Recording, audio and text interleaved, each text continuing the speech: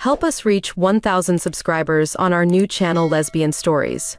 We hope you enjoy the story. I've been teaching diving for 6 years in Fort Worth, and let me tell you, hiding who you really are gets exhausting. The conservative crowd that frequents my classes would probably have heart attacks if they knew their instructor preferred women.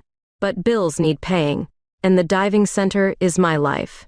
That Tuesday morning started like any other, checking equipment, updating logs, and preparing for my advanced certification class. Then she walked in. Lisa Chen, my new private student, wearing a perfectly fitted wetsuit that made my throat go dry. Her black hair was tied back in a neat ponytail, and those brown eyes. Damn, they held something that made my heart skip. "I'm looking for Jade Morgan." Her voice carried a slight nervousness that most first-time students had, but there was something else there. Confidence, maybe? "That's me," I said, extending my hand. When our fingers touched, I swear the air conditioning must have failed because the room suddenly felt 10 degrees warmer. "You're here for the private lessons?" She nodded, tucking a stray strand of hair behind her ear. "Marine biology major, need the certification for my research." I led her through the basic paperwork, trying to maintain professional distance while stealing glances at her graceful movements. The way she studied each form reminded me of a scientist, methodical, precise. It was attractive. During the pool session, I had to stay focused. Teaching someone to breathe underwater requires trust, intimate proximity, and constant physical contact. When I adjusted her tank straps, my fingers brushed against her shoulder, and I felt her shiver despite the wetsuit. "Relax," I whispered, demonstrating the breathing technique. "Trust the equipment, trust yourself, trust me." Underwater, she was a natural. The way she moved through the water, elegant and controlled, made me forget I was supposed to be teaching. Our hands touched as I showed her how to check her pressure gauge, and even through the cool water, I felt that spark. After the session, as we sat on the pool edge reviewing her performance, she surprised me. "You know," she said, water dripping from her lashes, "I expected this to be terrifying, but you made it feel safe." I couldn't help but smile. "That's my job." "Is it also your job to look at your students the way you've been looking at me?" My heart stopped. Had I been that obvious? Years of careful compartmentalization threatened to crumble. I'm not sure what you mean." She stood up, gathering her things. "Maybe you could explain it over coffee sometime?" Before I could respond, she was heading to the locker room, leaving me sitting there with my feet in the water and my heart in my throat. That night, lying in bed, I couldn't stop thinking about her. About the way water beaded on her skin, how her eyes lit up when she mastered a new skill, the subtle flirting that I wasn't sure I'd imagined. It was dangerous territory. Mixing business with pleasure always is. But something told me Lisa Chen was going to change my life, whether I was ready for it or not. I just didn't know then how right I was, or how complicated things would get. Because in this conservative town, some things are better left beneath the surface. But sometimes, the heart wants what it wants, and no amount of pressure can keep it down. That coffee date happened sooner than I expected. Lisa showed up at the diving center the next morning, holding 2 cups from the local cafe. "I figured you might need this before our lesson," she said with a smile that made my knees weak. As we sipped our coffee, she opened up about her studies. "Marine biology has always been my passion," she explained, her eyes sparkling with enthusiasm. "I'm applying for this incredible research program at Woods Hole. It's basically my dream come true." I found myself lost in her animated gestures and passionate words. She wasn't just beautiful, she was brilliant. The way she talked about marine ecosystems and conservation made my heart race more than any deep dive ever had. Then came the bomb. "There's just one catch," she said, her voice dropping. "The full scholarship requires. Well, it's complicated.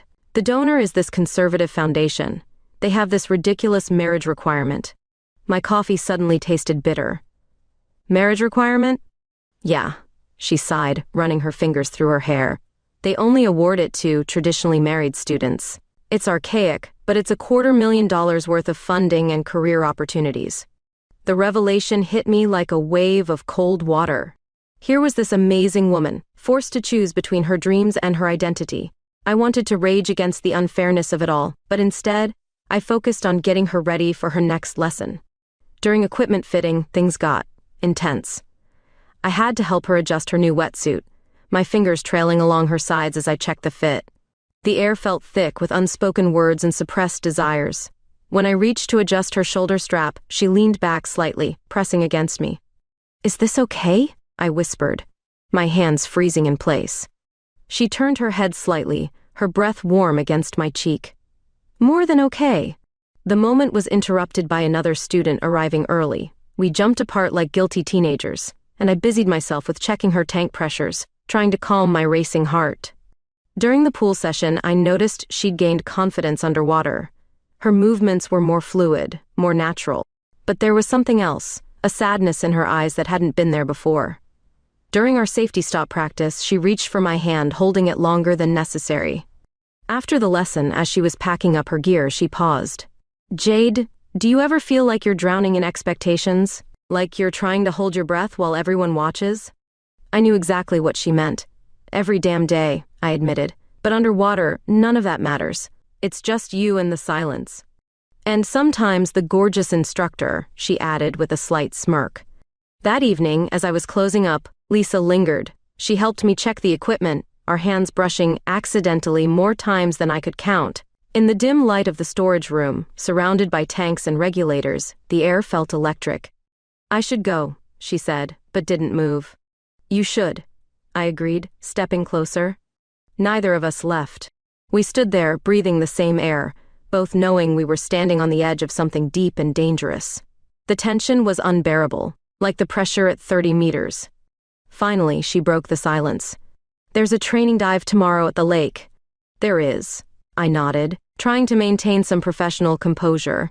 "Will you be there?" "I'm your instructor, aren't I?" She smiled, that brilliant heart-stopping smile. "Good, because I think I need a lot more instruction." As I watched her leave, I knew I was in trouble, deep, serious trouble. The kind that could either bring everything I'd built crashing down or lead to something amazing. But like any good diver knows, sometimes the most beautiful discoveries lie in the dangerous depths. The question was, how deep were we willing to go? The lake dive changed everything. The morning sun painted the water golden as Lisa and I prepared our gear. She looked different today, more determined, almost fierce. The way she checked her equipment showed how far she'd come from that nervous first-timer. "Water temperature's perfect," I said, trying to maintain professionalism despite the electricity between us. "Remember what we practiced about buoyancy control?" She nodded, but her eyes held mine longer than necessary. "I trust you," she said softly. Underwater, she was poetry in motion. We glided through the clear water, communicating with hand signals and shared glances. At 20 meters, she pointed excitedly at a school of bass swimming past. Her joy was contagious, even through the mask. Back at the center, after everyone else had left, Lisa lingered in my office while I updated the dive logs. The small space felt charged with unspoken words. She perched on the edge of my desk, water still dripping from her hair. "You're amazing down there," she said suddenly. So confident, so free. I looked up, caught in her gaze. "You're not so bad yourself." "Jade." She leaned closer. "I need to tell you something." My heart thundered. "What is it?" "I got the letter yesterday, about the scholarship." She pulled a crumpled envelope from her bag.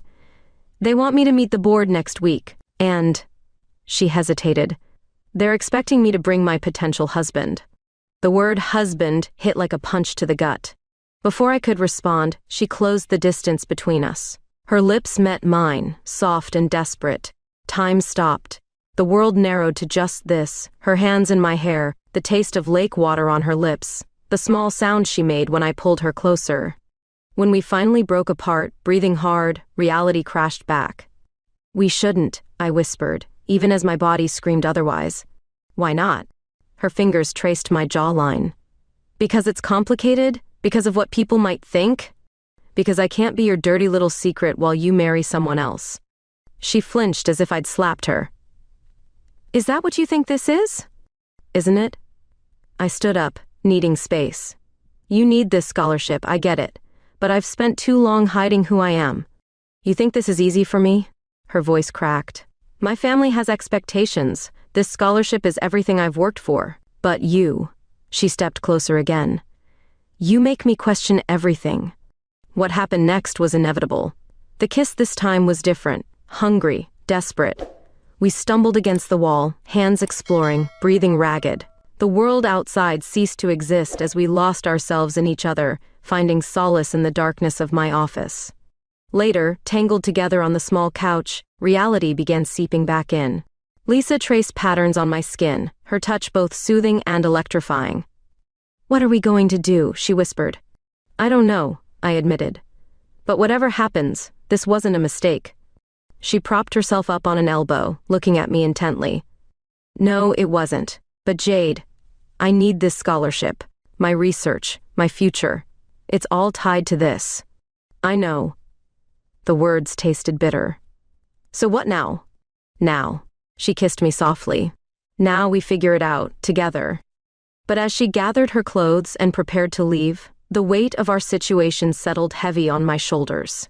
I watched her go, knowing tomorrow she'd start looking for a fake husband, knowing we'd have to hide, knowing this could all explode in our faces. Yet somehow, like the pull of the tide, I knew we'd find our way back to each other. Because some things, some people, are worth the risk of drowning for. As I locked up that night, the taste of her still on my lips, I realized we'd crossed a line there was no coming back from. The question wasn't whether we'd survive this dive into deeper waters, but how much pressure we could withstand before something had to give. The next week passed in a blur of stolen moments and mounting tension. Lisa met Marcus Thompson, the university dean, on a rainy Thursday morning. She called me right after, her voice tight with stress. "He's perfect on paper," she said. "Mid-30s, respected academic, willing to help. He understands it's just for show." I gripped my phone tighter. "And what does he want in return?" "Just to help advance his diversity initiative. He thinks having a successful Asian female researcher will look good for the department." She paused. "Jade, he's gay too, he gets it." That should have made me feel better. It didn't. The thought of Lisa wearing another person's ring, even as a show, made my stomach churn. But I swallowed my jealousy and tried to sound supportive. That evening, during her advanced certification class, I noticed she was distracted. Her usually perfect buoyancy control was off, and she missed basic signals. After the third mistake, I called an early end to the session. "What's going on?" I asked as we sat by the pool. "You're not focused." "Marcus drew up the contract today." She pulled out her phone, showing me the document. "Everything's laid out, the duration, the terms, the public appearances we'll need to make." I scanned the contract, each word like a knife. 2 years? You'll have to pretend for 2 years? "It's just paper, Jade. It doesn't mean anything." "Doesn't it?" I stood up, pacing. "You'll be living with him, going to events together, playing house for the whole damn world while we sneak around like teenagers. What choice do I have?" Her voice cracked. "This is my dream." "And what am I?"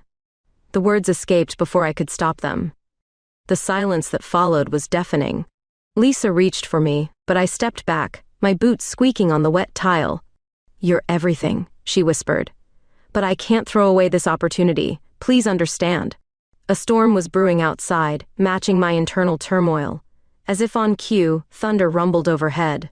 We had planned a night dive for her final certification, and despite my emotional state, we had to go through with it.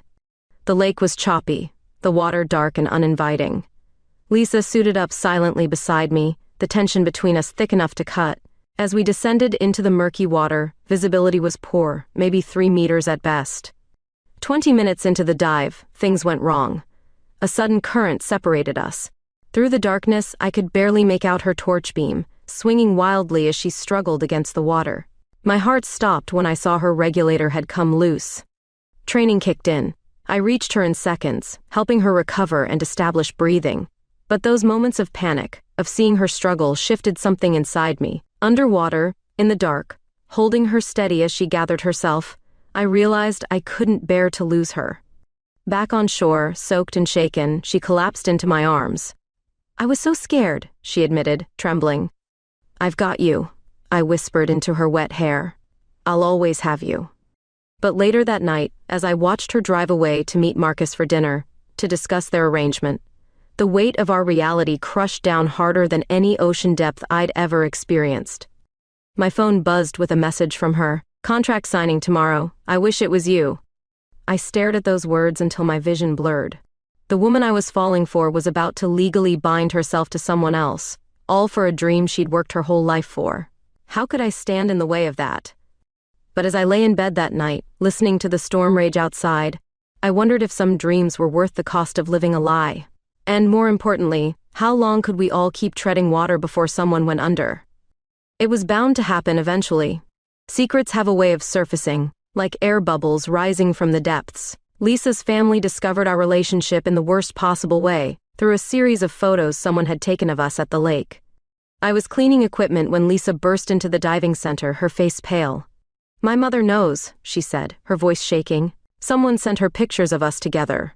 She's threatening to tell the scholarship board." My heart sank. "How bad are the photos?" "Bad enough." She showed me her phone. The images were grainy but clear, us holding hands by the water, sharing what we thought was a secret kiss behind my truck. "She's coming here. Now."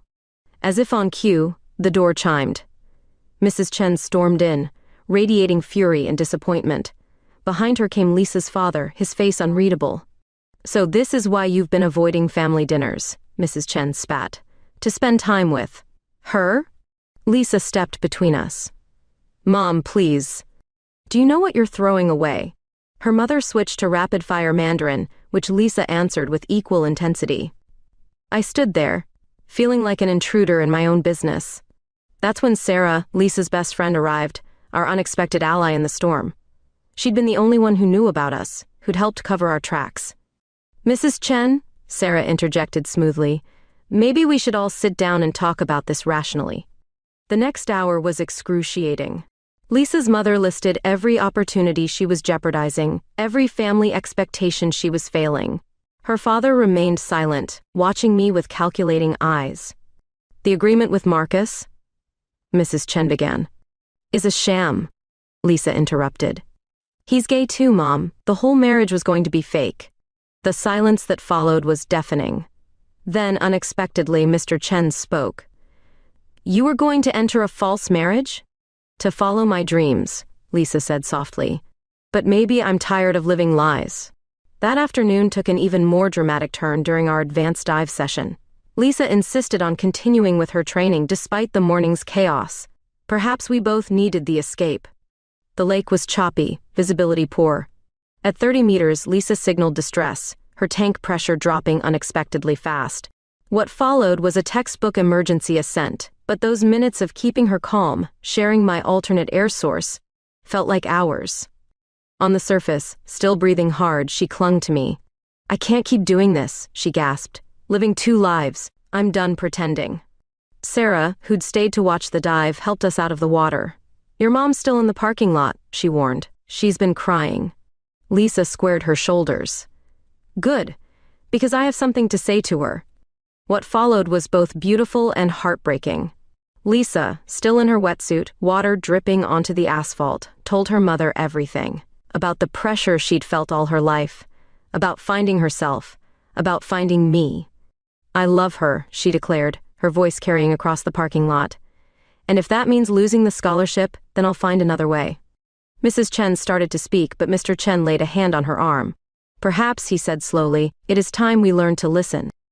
The tension broke when Sarah, bless her heart, said, "Well, at least she's dating a business owner and not some broke college student." That evening, after everyone had gone, Lisa and I sat on the dock, feet dangling in the water.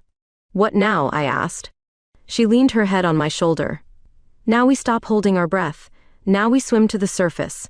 But as the sun set over the lake, casting long shadows across the water, we both knew this was just the beginning. The scholarship board meeting was still looming, and Marcus's contract sat unsigned on Lisa's desk. Sometimes the hardest part of diving isn't the depth or the darkness, it's knowing when to surface and face what's waiting above. The solution hit me during a late-night dive equipment inventory.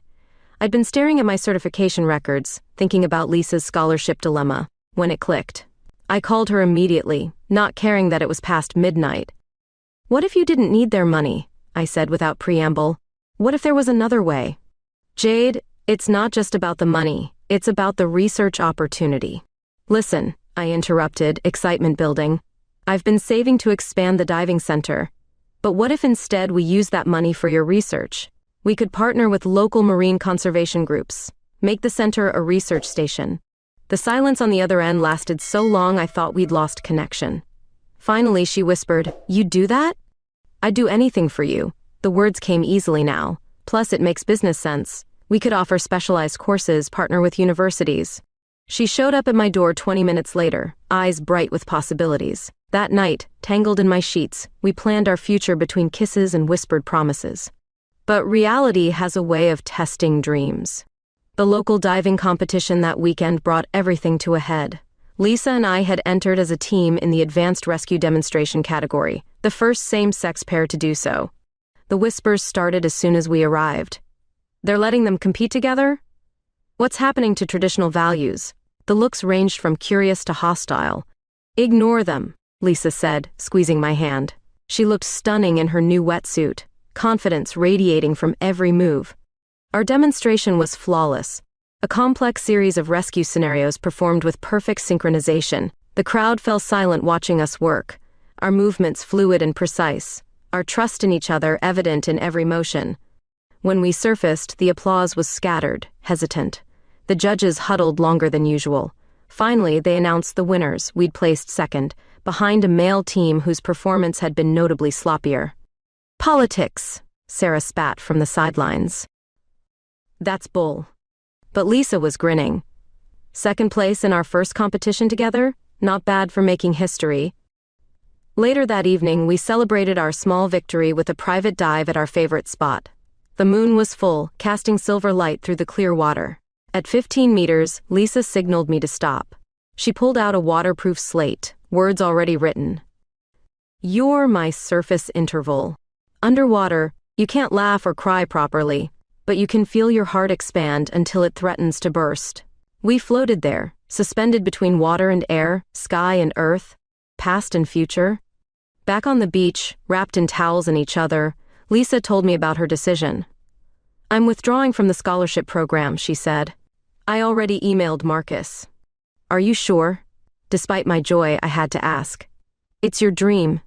"Dreams change," she said, tracing my cheek with sandy fingers. "Sometimes they get better." We made love there on the deserted beach, under stars that seemed to approve of our choices. The sound of waves muffled our sighs, the wind carried our whispered promises. But life rarely gives you time to bask in perfect moments. My phone buzzed with multiple messages, several regular clients canceling their bookings after seeing photos from the competition. Local conservative groups were calling for a boycott of the diving center. Lisa read the messages over my shoulder, her body tensing. "We knew this might happen." "Let them," I said with more confidence than I felt. "We'll build something better." She kissed me then, fierce and protective. Together. As we drove home that night, the diving center's future uncertain, our personal lives exposed to scrutiny, I realized something important. Sometimes the bravest thing isn't diving into deep water, it's staying there, claiming your space, even when others try to push you out.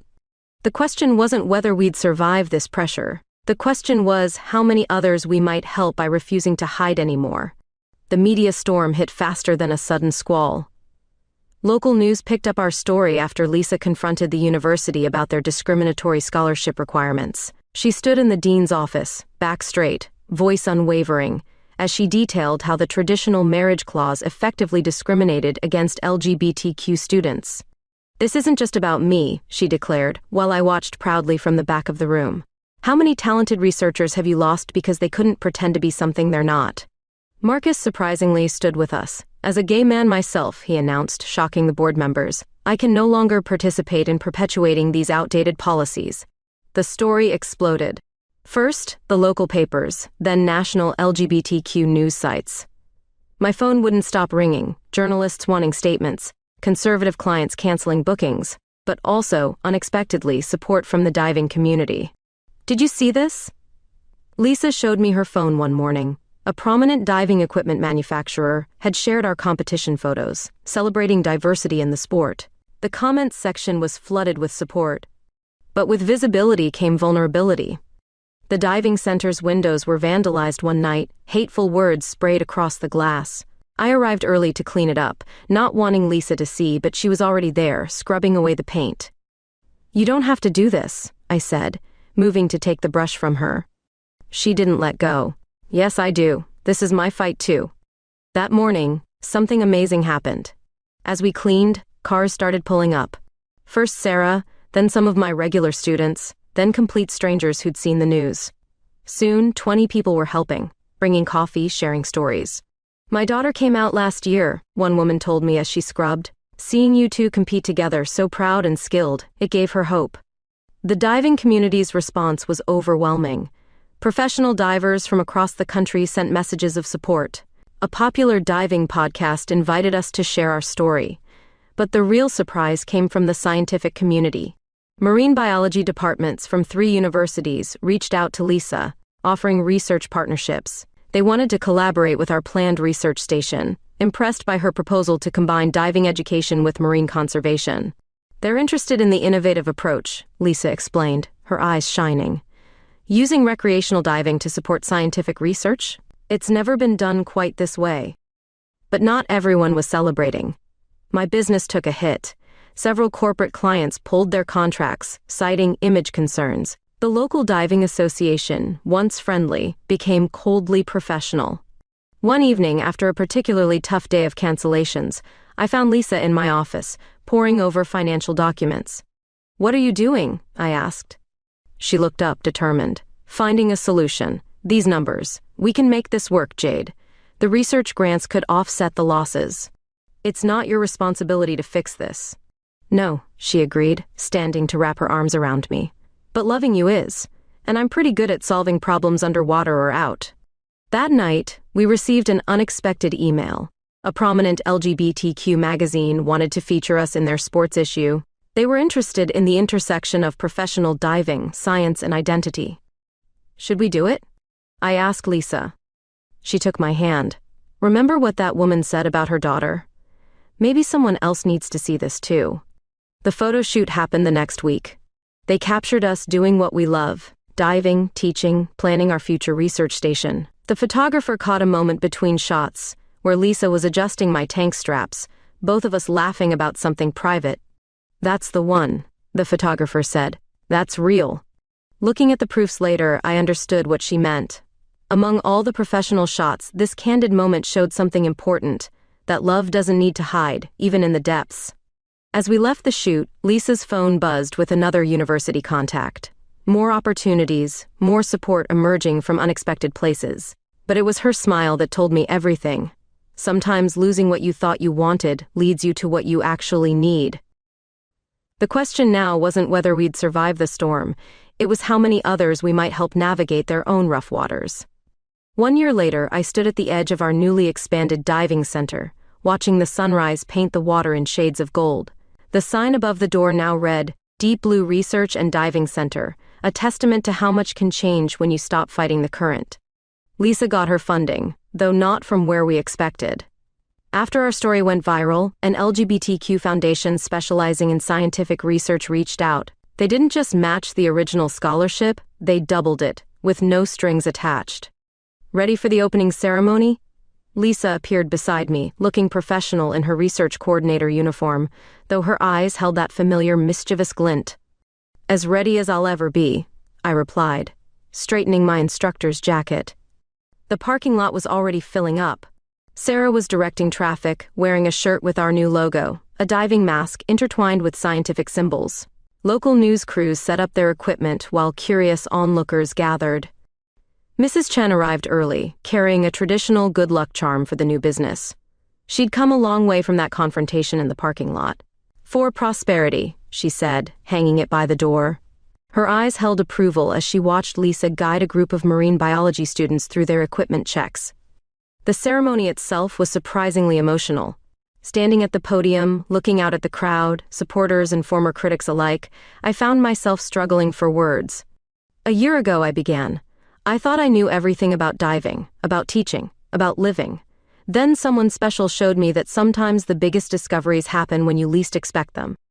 Lisa took the microphone next, professional and poised until our eyes met. Her voice softened. "They say pressure makes diamonds. Well, here's our gem, a place where science meets sport, where education meets conservation, and where everyone belongs." The crowd applauded as we cut the ribbon together. As people filed in for tours, I overheard snippets of conversation. Did you see their research proposal? My daughter wants to learn diving now. Finally, somewhere I can be myself. Later that afternoon, after the crowds had thinned, Lisa and I suited up for a private dive. Our favorite spot was different now. We'd installed research equipment, created artificial reefs, started a coral restoration project, but the magic remained the same. Underwater, she signaled me to look at a particular coral formation we'd been monitoring. New growth was sprouting from the branches, tiny polyps reaching toward the surface, like us, finding a way to thrive despite the odds. That evening, as we sat on the dock watching the sunset, Lisa pulled out her research journal. "Look at this," she said, showing me the data. "Our methods are working. The marine life is returning." "Just like our clients," I added, thinking of how our business had not just recovered but grown. We'd found our niche, combining serious research with inclusive diving education. Speaking of which, Lisa's eyes sparkled. "That teenage couple that came in today? The ones who reminded you of us?" I smiled, remembering. "What about them?" "They signed up for the summer marine biology program, both of them." We sat there, feet dangling in the water, planning future expansions, dreaming up new programs. The possibilities seemed as endless as the horizon before us. "You know," Lisa said softly, "we never did finish your story about finding that rare seahorse species." I laughed. "Maybe because someone keeps distracting me during dives." "Well," she stood, pulling me up with her, "there's always tonight's dive."